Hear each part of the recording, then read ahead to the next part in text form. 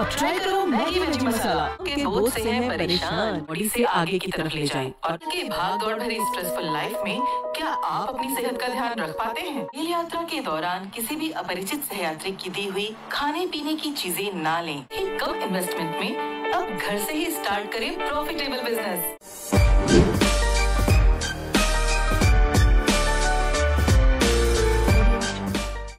नमस्कार, जय हिंद। स्वागत है आपका। मैं हूं आपके साथ आपका अपना दोस्त पंकज।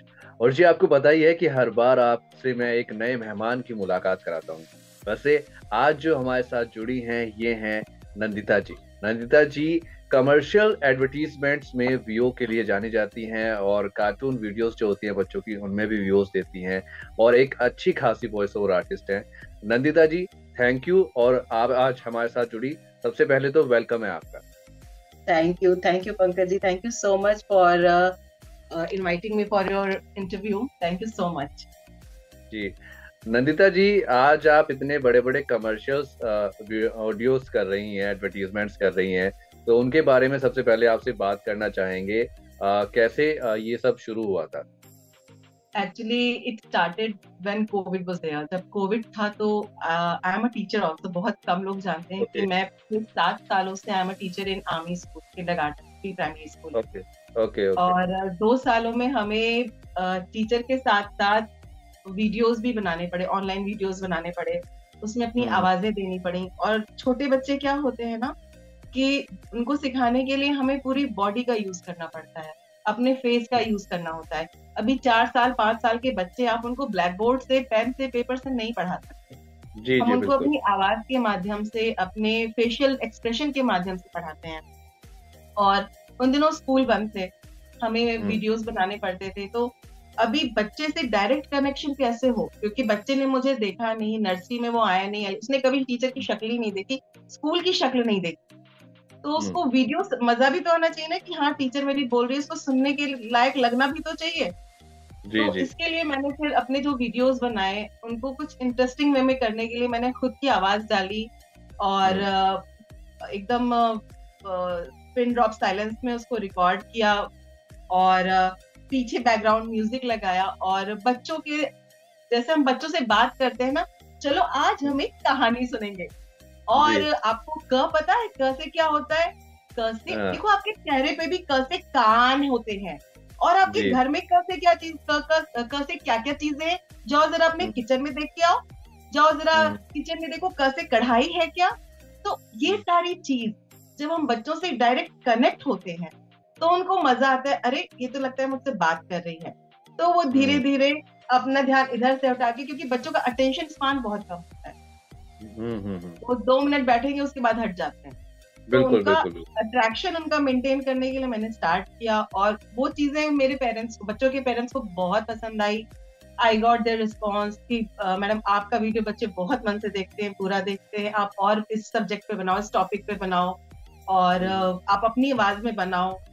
तो इवन टीचर्स ने भी बहुत अप्रिशिएट किया, प्रिंसिपल मैम ने भी अप्रिशिएट किया। देन आई थॉट कि हाँ कुछ ऐसा होता है क्या, नहीं तो मुझे नहीं पता था कि वॉइस ओवर जैसी भी चीज कोई होती है। ओके। सो ये सफर आपका शुरू हुआ कि बच्चों की वीडियोस आपने बनानी शुरू की और वहां से फिर ये शुरू हुआ। लेकिन देखिए, एक वॉइस ओवर आर्टिस्ट जो होता है उसको एक प्रॉपर ट्रेनिंग की भी जरूरत होती है, एक गाइडेंस की भी जरूरत होती है। तो ऐसा कुछ बैकग्राउंड रहा आपका कि कहीं से आपने, चलिए अभी ठीक है, आपने सोच लिया कि करना तो है, अभी वॉइस ओवर करते हैं, तो कुछ ट्रेनिंग वगैरह का सोचा था उसके बाद कि कहीं से करते हैं अभी? बिल्कुल। मुझे ऐसा लगता है पंकज जी कि अगर हमें किसी चीज में परफेक्ट होना है तो हमें एक गुरु की जरूरत होती है, बिल्कुल, जो सिखाने के साथ हमारी कमियां बता सके।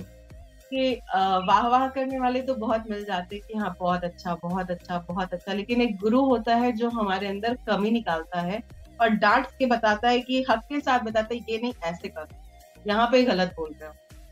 तो डेफिनेटली मैंने ढूंढा और मुझे AMU स्टूडियो से सीखने का मौका मिला। मैंने बहुत लोगों को ढूंढा कि किस हिंदी लैंग्वेज में ही करना है, क्योंकि मेरी मदर टंग हिंदी है। I am from Lucknow UP. तो मुझे वो लैंग्वेज जिसमें मेरा कमांड है, मुझे कोई भी सेंटेंस दे दो आप हिंदी का और मुझे बताओ कि ये सही है या गलत है, मैं उसको बता सकती हूँ। लखनऊ की हूँ तो जबान में भी वो उर्दू के नुक्ते जहाँ पे लगाते हैं, जहाँ ग आएगा, जहाँ ग आएगा, जहाँ क आएगा, जहाँ क आएगा, वो सब चीजें, वो डिफरेंस करना मुझे इतनी समझ थोड़ी बहुत कुछ थी, लेकिन चाहिए था एक ऐसा गुरु जो सही रास्ता दिखा सके। और उसके साथ साथ कि अगर हमें वॉइस ओवर करना है ना, तो ऐसा नहीं है कि मेरे पास आवाज है और मैंने बोलना शुरू किया और हो गया, ऐसा नहीं होता है। काफी कुछ ट्रेनिंग लेनी पड़ती है, काफी कुछ एक्सरसाइजेस होती हैं जो करनी पड़ती हैं, और काफी टेक्नोलॉजी की जरूरत होती है, वो जानने की जरूरत होती है कि बिना टेक्नोलॉजी के आप नहीं कर सकते। तो डेफिनेटली मैंने किया। मेरे गुरु हैं, मैं उनसे भी पूछती रहती हूँ जहाँ फंसती हूँ तो। Mister Ahmad Hussain from AMU studio Lucknow, तो हमने ऑनलाइन ही किया, उनसे ही सारा कुछ सीखा। बिल्कुल बिल्कुल बिल्कुल। और आज जितना सभी एडवर्टीजमेंट कर रही हैं, और अभी करंटली मुझे पता चला आपने मैगी के लिए भी वॉइस ओवर किया, तो इतने बड़े बड़े एडवर्टीजमेंट अभी करने लगे हैं, इनके व्यूज करने लग रहे हैं, कैसा लगता है इन सब के साथ काम करके?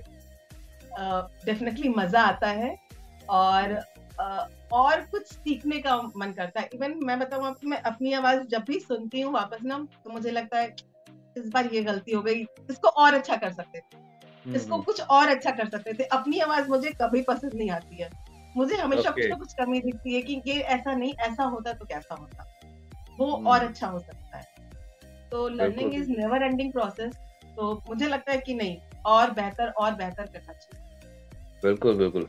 अच्छा नंदिता जी, कई सारी फीमेल वॉइस ओवर आर्टिस्ट हैं जो शिनचैन कार्टून कैरेक्टर है, या डोरेमोन है, या और भी बाकी चीजें हैं, उनके लिए अपना वॉइस ओवर देते हैं। तो आपका कभी ऐसा कुछ मन हुआ या मौका मिला, या सोचते हैं कि अगर मौका मिलेगा तो ये वाला कैरेक्टर है तो इसका वीओ तो मैं करना चाहूंगी, खुशी से करना चाहूंगी, ऐसा कुछ है?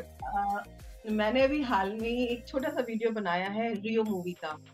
रियो जिसमें एक पैरेट है, कलरफुल पैरेट है, और उसमें एक एंड टीचर है और एक छोटी सी बर्ड है, उसको आवाज दी है। ये मैंने सैंपल के लिए बनाया है, और इवन डेफिनेटली करना चाहूंगी, क्योंकि बच्चों की चीजें करने में ना हमें कोई एक लिमिट नहीं होती है। आप अपने मन से कुछ भी निकाल सकते हो, कुछ किसी भी तरह की आवाज निकाल सकते हो। और बच्चे जो हमारे देखते हैं, मेरा बेटा है, तो हमारे घर में भी शिनचैन चलता रहता है, डोरेमोन चलता है, और एक ही एपिसोड रिपीट हो के इतना सुनते हैं हम लोग कि किचन में खड़े खड़े मैं वो कॉपी करती रहती थी। तभी शिनचैन की मम्मी ने कहा, शिनचैन आज तुम ऐसे कर रहे हो, तुम्हें ऐसे नहीं करना चाहिए था। तो डेफिनेटली हम लोग करते रहते हैं, मजा आता है। बिल्कुल बिल्कुल। अच्छा नंदिता जी, आप तो इतने सारे वॉइस ओवर वगैरह करते हैं और प्रोजेक्ट्स आपके पास रहते ही हैं, कुछ बच्चे ऐसे होंगे जिन तक आज ही हमारा इंटरव्यू डेफिनेटली पहुंचने वाला है, और उनको लगता है कि हम भी एज वॉइस ओवर आर्टिस्ट अपना करियर शुरू कर सकते हैं।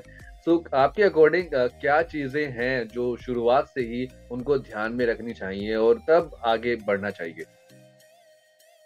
वॉइस ओवर के लिए सबसे जरूरी चीज है डिक्शन इन द सेंस कि आपका उच्चारण कैसा है, आप जो शब्द अपने मुंह से बोल रहे हैं उसका उच्चारण आप क्या सही कर रहे हैं, आपका कमांड किस लैंग्वेज में। जनरली सबका कमांड अपनी अपनी मदर टंग में होता है, क्योंकि हमारा एक स्ट्रॉन्ग पहलू है कि अगर मैं लखनऊ की हूँ, उत्तर प्रदेश की हूँ, तो हिंदी मेरी मुख्य भाषा है। तो मैं क्या श को श बोल रही हूँ, श को स तो नहीं बोल रही। मेरा देश भारत नहीं, बिल्कुल नहीं चलेगा, मेरा देश भारत। तो कहाँ पे हमें श बोलना है, कहाँ हमें स बोलना है, डिक्शन बहुत इम्पोर्टेंट। इवन कहाँ पे आपको पॉज देना है। अभी कोई सेंटेंसेस है कि कोई सेंटेंस है कि तुम आओगे, ठीक है, क्या तुम कल आओगे, तो उसको हम किस टोन में बोल सकते हैं? क्या तुम कल आओगे, क्या तुम कल आओगे, क्या तुम कल आओगे। तो दीज आर द सेम वही सेंटेंस है, लेकिन हम उसको 3 तरीके से बोल सकते हैं, है ना, 3 या और भी बहुत तरीकों से बोल सकते हैं। ये हमें दिखाता है कि हम कितने ज्यादा एक्सप्रेसिव हो सकते हैं। हमारा टोन, हमारा मॉड्यूलेशन, ये सारी चीजें, जहाँ डिक्शन है, मॉड्यूलेशन है, आपका टोन है, ये सारी चीजें बहुत इंपॉर्टेंट है। एक ही सेंटेंस को आप डिफरेंट तरीके से आप कॉमेडी सेंटेंस को आप सैड में भी बोल सकते हैं, आप रोमांटिक वे में भी बोल सकते हैं, आप उसको एंगर के साथ भी बोल सकते हैं। तो ये जितनी विधाएं होती है ना हमारे चेहरे की, जितनी तरह के, जैसे 7 सुर हैं, उसी तरह से 7 रस, जो रस हैं, हम उन सभी रसों में हमें अपने को प्रदर्शित करना होता है। अपने इमोशंस को, अपनी भावनाओं को अगर हमने प्रदर्शित कर लिया तो डेफिनेटली आप कर। बिल्कुल, बिल्कुल। और जैसा कि नंदिता जी भी बता रही हैं कि अपने डिक्शन पर आपको काम करना चाहिए, और डिक्शन, आपका शब्दों का उच्चारण अच्छा होगा तो काफ़ी ज़्यादा ठीक है। और कुछ होते हैं जो ज़िंदगी बोलते हैं, ज़िंदगी, तो एक्चुअल में ज़िंदगी जैसा तो कुछ होता ही नहीं है, ज़िंदगी होता है। तो ऐसे ही बहुत सारे शब्द हैं जिन पर हम ध्यान नहीं देते, हमें लगता है कि हम सही बोल रहे हैं और बनना हमको वॉइस ओवर आर्टिस्ट है। तो शब्दों के उच्चारण पर बहुत ध्यान देना होता है। ये बिल्कुल सही बात कही है नंदिता जी ने भी। अच्छा, नंदिता जी, ये बात तो वो हुई कि जो हमें खुद पर काम करना चाहिए और उच्चारण वगैरह का ध्यान रखना चाहिए। और कुछ टिप्स होती हैं, या आपने जैसे सीखा है या अभी भी सीख रहे हैं और करते हैं काम को, तो कुछ और टिप्स होती हैं जैसे एक्सरसाइज वगैरह की, ये करना चाहिए तो थोड़ा आपका आवाज खुलेगा या बेटर होगा, ऐसा कुछ? जी बिल्कुल, बहुत सारी एक्सरसाइजेस हैं, जैसे कि हमें भी सिखाई गई थी, हमने जब क्लास किया था कि आप किसी भी अल्फाबेट, जो A to Z अल्फाबेट्स हैं, उनको आप डिफरेंट डिफरेंट इमोशन में बोलो। A, B, C, D, like this. तो इससे क्या होगा कि आपके इमोशंस बाहर आएंगे, ठीक है। फिर आप, जब हम किसी चीज को रीड करते हैं, अगर हमें कोई स्क्रिप्ट मिली, तो इट्स नॉट लाइक कि हम उस पे एकदम धुआंधार शुरू ही हो जाती है। It's not like that. आप पहले उसको एक बार करो, उसको पढ़ो, उसके बाद उसकी फ्लैट रीडिंग करो। फ्लैट रीडिंग मतलब आपने स्क्रिप्ट हाथ में ली और उसको जोर जोर से पढ़ रहे हैं। आपको कोई फर्क नहीं पड़ना चाहिए कि अड़ोसी पड़ोसी क्या सोचेंगे, मोहल्ले वाले क्या सोचेंगे, बगल में कौन बच्चा है, कमरे में क्या है। आप उसको जोर जोर से पढ़िए। तो उससे क्या होता है ना, जो शब्द होते हैं वो आपकी जुबान में टूटने लगते हैं। अगर कोई बहुत बड़ा शब्द है, जैसे किंग कर्तव्य विमूढ़, है ना, एक हिंदी का शब्द है जिसमें असमंजस की स्थिति में आना, जिसको कहते हैं कि कंफ्यूज हो जाना, वॉज वेरी कंफ्यूज। तो मैं वहां पे किंग कर्तव्य विमूढ़ हो गया। अभी अचानक से आप इस शब्द को देखेंगे तो आपको इतना बड़ा दिखाई देगा कि आप डर जाएंगे। तो उसको आप जोर जोर से पढ़िए। आप उस लाइन को, शब्द को जोर जोर से पढ़ेंगे तो आप उस चीज से फैमिलियर हो जाएंगे। जब आप उसको, स्क्रिप्ट को पढ़ेंगे तो आपके लिए ऐसा नहीं होगा कि कुछ नई चीज पढ़ रहे हैं। और जब हम किसी चीज से फैमिलियर हो जाते हैं तो हम उस चीज को काफी अच्छे से एक्सप्रेस कर पाते हैं। और voice over is kind of acting only, कि हम जिनको आवाज दे रहे हैं वो पर्दे पे एक्टिंग कर रहे हैं। तो वो नेचुरल लगना चाहिए। इट्स नॉट लाइक कि हम रीड कर रहे हैं, हाँ वो मेरे पास आया था और मैंने उसे खाना दिया, वो बहुत अच्छा बच्चा है। नॉट, वो इमोशंस आने चाहिए। बिल्कुल, सामने वाला जो एक्टिंग कर रहा है, आप उसकी एक्टिंग को जिंदा रखिए। उनकी शक्ल दिखती है, हमें अपनी आवाज से वो एक्टिंग करनी है। बिल्कुल, बिल्कुल, बिल्कुल, ये तो है। और अच्छा नंदिता जी, एक ये चीज होती है, अभी मैं अपने पर्सनल एक्सपीरियंस से आपके साथ ये शेयर करना चाह रहा हूँ कि जब मैंने भी एज आरजे अपना करियर शुरू करने का सोचा था, तो काफी टाइम तक बड़ा मतलब इधर उधर परेशान रहा। ऑडिशन और देने तक का मौका नहीं मिल रहा था कि मैं खुद को प्रूव भी कर दूं कहीं जाके, तो बहुत पेशेंस रखने पड़े। अब वॉइस ओवर आर्टिस्ट हैं आप, वॉइस ओवर के फील्ड में है, इसमें कितना पेशेंस रखना पड़ता है कि आप तैयार तो हो चुके लेकिन अभी काम जो है वो आसपास भी नहीं फटक रहा, तो कैसा, आपने कुछ ऐसा फेस किया है? बिल्कुल बिल्कुल, वो बहुत अप्स एंड डाउन फील होते हैं। और वही चीज है ना कि सब्र का फल मीठा होता है। अभी भी ऐसा नहीं है कि आपको एक काम मिल गया, मैंने मैगी का कर लिया तो मैं एकदम हवा में घूम रही हूँ, नहीं, ऐसा बिल्कुल नहीं है। और ये ऐसी फील्ड है ना कि आप, जहाँ आपके अंदर एक सीखने की ललक है ना, कि एक वो हंगर होती है कि मुझे तो कुछ करना है। और आपको मैं बताऊं, जब मैं ड्राइव करती हूँ कार, अभी नहीं पहले भी, अभी भी मेरी आदत है, तो रेडियो बजता रहता है, FM रेडियो चलता रहता है, उसमें एड्स आते हैं और मुझे कोई फर्क नहीं पड़ता सामने वाला क्या देख रहा है। मैं वो एड उनको सुनती थी और अपने साथ ड्राइव करते करते बोलती रहती थी अपने अंदाज में। तो वो कैसे बोल रहे हैं मैं उनको बहुत सुनती थी। सुनना बहुत जरूरी है। आप सामने वाले को सुनेंगे, आप अपने से सीनियर्स को सुनेंगे, आप सुन के देखो कि वो कैसा बोलता है। तो ये सारी चीजें भी बहुत इम्पोर्टेंट है। और डेफिनेटली कई बार होता है कि हम रिजेक्ट हो जाते हैं। हमें लगा कि हमने अपना 100% दिया, रिजेक्शन हो गया, पसंद नहीं आया। जरूरी नहीं है कि मेरी आवाज हर उस जगह पे फिट बैठे जहाँ क्लाइंट को चाहिए। बहुत सारी आवाज है, क्लाइंट को जो अच्छी लगेगी वो चूज करेगा। जरूरी नहीं है मेरी आवाज जहाँ तक है वो इमोशनल में सीनियर लेडीज में बहुत जाती है, टीनेजर्स में कम जाती है, बच्चों में कार्टून कैरेक्टर्स में जाती है। तो जहाँ मेरी आवाज की जरूरत होगी वहाँ डेफिनेटली डिमांड होगी, और जहाँ जरूरत नहीं होगी वहां पे रिजेक्शन भी आता है। लेकिन इसका मतलब ये नहीं है कि मैं काम करना छोड़ दूं कि हाय हाय मैं तो रिजेक्ट हो गई, अभी तो मुझे करना ही नहीं है। It's not like. जहाँ पे हम अपना वो डिप्रेशन आने लगता है ना, वहां तो आपको और अच्छा करना चाहिए कि अरे वाह, अभी मैं इसको जिस बंदे ने रिजेक्ट किया है ना, उससे ही वो एक्सेप्टेंस लेके दिखाऊंगी। बिल्कुल बिल्कुल बिल्कुल बिल्कुल बिल्कुल बिल्कुल। और पेशेंस रखना तो वाकई में बहुत ज्यादा जरूरी है। अगर आप पेशेंस रखेंगे, अगर आप थोड़ा अपने आप को कंट्रोल में रखेंगे, थोड़ा वेट करेंगे सही समय का, तो डेफिनेटली कुछ ना कुछ आपका बनेगा जरूर।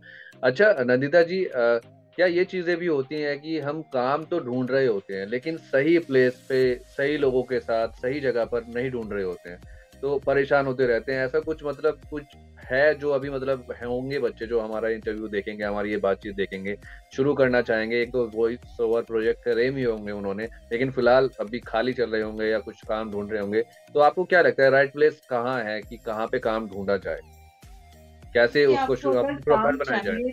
आप कहीं भी काम लेने जाएंगे, काम के लिए जाएंगे, तो सबसे पहले आपका सैंपल मांगा जाएगा। ठीक है, अगर आपने काम नहीं किया है तो सबसे पहले तो आपको अपने सैंपल्स बनाने, और वो सैंपल्स आपके ये नहीं कि आपने सिर्फ रीड कर करके बना दिए।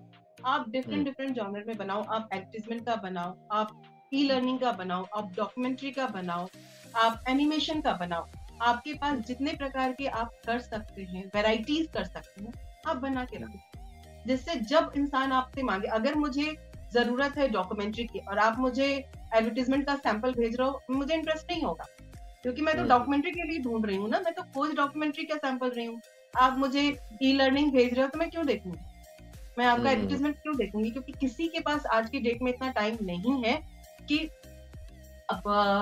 अपना सैंपल भेजने वाले ना 200-300 की संख्या में होते हैं। तो किसी के पास इतना टाइम नहीं है कि वो आपके दूसरे सैंपल सुने। आपने जो उसने डिमांड की है, आपको वही सैंपल्स देने, तो आपके पास सैंपल्स रेडी होने चाहिए।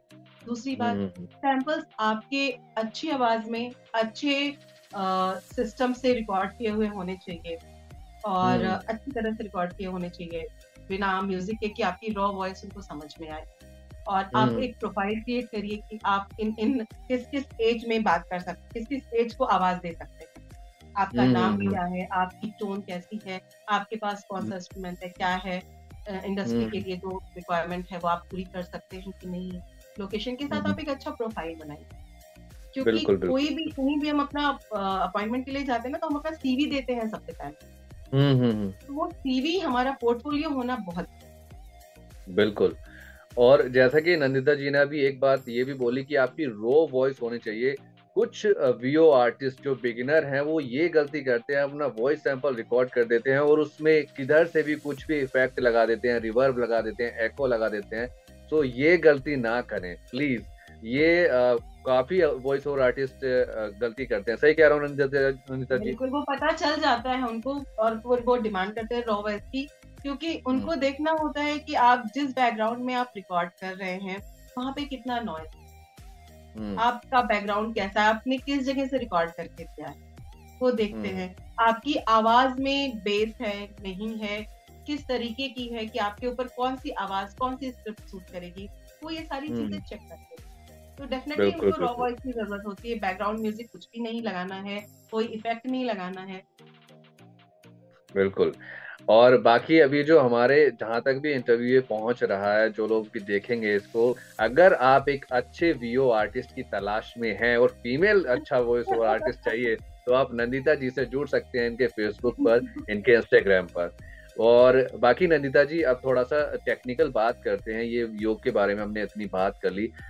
इक्विपमेंट्स जो हम कह सकते हैं, तो वो कौन सा होना चाहिए एक वॉइस ओवर, अच्छे वॉइस ओवर प्रोजेक्ट करने के लिए हमारे पास, उसकी बात करें तो, देखिए अगर बजट है हमारे पास। इस बारे में तो बहुत सारे यूट्यूब चैनल्स पे भी बताया गया है, और मुझे जो मेरे टीचर ने बोला, उन्होंने जो बोला कि आपका कंडेंसर माइक होना चाहिए, मैंने रोड का माइक यूज किया है, और ऑडियो इंटरफेस फोकस राइट का ऑडियो इंटरफेस है, साउंड कार्ड है, तो वो मैं यूज करती हूँ, और मुझे अच्छा लगता है। ऑडियो और ऑडियो टेक्निका का हेडफोन है, तो मुझे ऐसा लगता है कि आवाज बराबर से आती जाती है। और ये चीजें क्या है कि वो तो आपके पास जितना, मतलब जितना हम इन्वेस्ट करते जाएंगे उतना ही अच्छा है। आप अपना बजट देख के किसी सीनियर से, आपको यूट्यूब पे देखिए, एएमयू स्टूडियोज के बहुत सारे एपिसोड्स में बताया भी गया है कि कौन कौन सा माइक चुने। बाकी बहुत सारे यूट्यूब चैनल्स है जिसमें बहुत सारी डिफरेंट डिफरेंट वॉइस पर आर्टिस्ट ने बताया है कि कौन सा माइक ठीक होगा, कौन सा साउंड कार्ड अच्छा होगा। तो आप अपने बजट के अकॉर्डिंग इसको चूज कर सकते हैं। बिल्कुल बिल्कुल, बजट के अकॉर्डिंग आप अपना सोचें, और हर चीज में जल्दबाजी ना ही करें तो अच्छा है। आप अच्छा खासा पैसा लगा देते हैं, उसके बाद रिग्रेट करते हैं कि काम नहीं मिल रहा, काम नहीं मिल रहा। तो एज बिगिनर सोचें, आपको पहले जो भी काम मिल रहा है और जिससे भी आपका काम वो पूरा हो सकता है, वैसे काम शुरू करें, और उसके बाद अपने आप को अपग्रेड करते रहें। बाकी नंदिता जी से आज हमारी बहुत सारी बातें हुई व्यूअर्स को लेकर, और व्यू को बारे में अगर आपके पास और कोई सवाल है तो आप कमेंट बॉक्स में डाल सकते हैं। आपके सवालों को हम इकट्ठा करेंगे और दोबारा से नंदिता जी को यहाँ पर इनवाइट करेंगे, उनसे बात करेंगे। बाकी नंदिता जी, बहुत बहुत शुक्रिया, आपने हमें समय दिया, आप हमारे पॉडकास्ट में जुड़े। और नंदिता जी, मेरा जब भी कोई अतिथि मेरे साथ जुड़ता है और जब हम उनसे बाय बाय कहते हैं, बाय बाय लेते हैं, तो एक प्यारे से संदेश के साथ, प्यारे से मैसेज के साथ हम बाय बाय कहते हैं। तो हमारा जो इंटरव्यू जहां तक भी ये पहुंचेगा, जो भी ये देखेंगे, उन तक क्या मैसेज, क्या संदेश आप पहुंचाएंगे? आप चाहे कितने भी ऊंचे हो जाओ, कितने भी ऊंचे पोस्ट पे या कितने भी हाइट पे ना क्यों ना चले जाओ, लेकिन एक चीज याद रखो, लर्निंग इज नेवर एंडिंग। अगर आपके अंदर वो सीखने की चाह है तो आपके अंदर इम्प्रूवमेंट होती जाएगी और अंत में आप कोहिनूर बन जाओ। तो उस जगह तक पहुंचने के लिए, मतलब आप, वो एक ललक जो होती है ना कि मुझे सीखना, और ये कोई फर्क नहीं पड़ता कि आपसे छोटा है तो आप उससे नहीं सीखोगे, आपसे बड़ा है आप उनसे ही सीखोगे। मैं बताती हूँ, मैं मेरे स्कूल के छोटे बच्चों से भी सीखती हूँ। बच्चे जब आपस में बातें करते हैं, वो इतने केयर करते हैं एक दूसरे की, बहुत छोटी छोटी चीजें लाइफ में। It's not about voice over, everything. आपके अंदर बस एक सीखने की चाह होनी चाहिए, वो ललक होनी चाहिए, और प्रैक्टिस करते रहो, हार मत करो, क्योंकि दुनिया में काम बहुत है, काम की कोई कमी नहीं। बिल्कुल बिल्कुल बिल्कुल, वो नजरिया होना चाहिए, वो एक ललक होनी चाहिए, वो भूख होनी चाहिए कि मुझे करना है। बिल्कुल बिल्कुल, बहुत सही बात कही है। देखिए, सीखने के लिए आपको जहां से भी मिले, जिससे भी मिले, जैसे भी मिले, सीखिए। और यही नहीं कि हमें, हमारे जो बड़े होते हैं वही हमें सिखा सकते हैं, हम छोटों से भी सीख सकते हैं। बस आप में ये शर्म नहीं होनी चाहिए, वो बड़प्पन नहीं होना चाहिए कि अच्छा ये अब हमें सिखाएंगे, ये अब हमें बताएंगे, तो वो चीजें नहीं होनी चाहिए। बाकी तो नंदिता जी का बिल्कुल, ये ऐसी इंडस्ट्री है कि आप अगर रिलेशंस में इन्वेस्ट करोगे ना, तो उधर से आपको उसका फल मिलता रहेगा। ये आपने भी फील बिल्कुल किया बिल्कुल होगा। बिल्कुल बिल्कुल बिल्कुल, ये तो है। और देखिए, लर्निंग का एक किसी बड़े बिजनेसमैन का मैंने एक पोस्ट देखा था, उन्होंने भी लिखा हुआ था कि first you learn, then remove L and then earn. पहले आप लर्न करो अच्छे से, उसके बाद एल हटा दो और अर्न करना शुरू करो। तो ये चीजें होती हैं, तो सीखिए और आगे बढ़िए। बाकी नंदिता जी, एक बार फिर से शुक्रिया। और दोस्तों, जो भी हमारे ये इंटरव्यू देख रहे हैं, हमारा पॉडकास्ट देख रहे हैं, नंदिता जी से जरूर जुड़ें, और आपके पास अच्छे अच्छे वॉइस ओवर प्रोजेक्ट्स हैं तो जरूर नंदिता जी से संपर्क करें। इनका फेसबुक पर आपको प्रोफाइल मिल जाएगा, इंस्टाग्राम पर भी मिल जाएगा, वहां पर जुड़ सकते हैं। और हाँ, आपको कुछ और भी देखने के लिए मिलेगा, वो है इनकी पेंटिंग अच्छी अच्छी, ये कभी कभी पोस्ट करते हैं, तो वो भी आप उन्हें देखिएगा। And Nandita ji, once again thank you हमारे साथ जुड़ने के लिए। बाकी दोस्तों, कुछ बातें मैं भी आपसे कहकर जाता हूँ कि आप अपना ख्याल रखिए, अपने आसपास साफ सफाई बनाकर रखिए, पेड़ पौधे लगाइए, हरियाली फैलाइए, पानी को बचाइए। घर से जब भी निकलते हैं, और निकलते हैं टू व्हीलर से, तो प्लीज हेलमेट को लगाकर जाया कीजिए। फोर व्हीलर से जाते हैं तो सीट बेल्ट लगाकर जाया कीजिए। बाकी जिंदगी में क्या रखा है। हंसते रहिए, मुस्कुराते रहिए, सुनते रहिए, सुनाते रहिए और देखते रहिए आपके अपने दोस्त पंकज को। मिलता हूँ अगली बार किसी नए अतिथि के साथ, किसी नए मेहमान के साथ। तब तक bye bye and take care.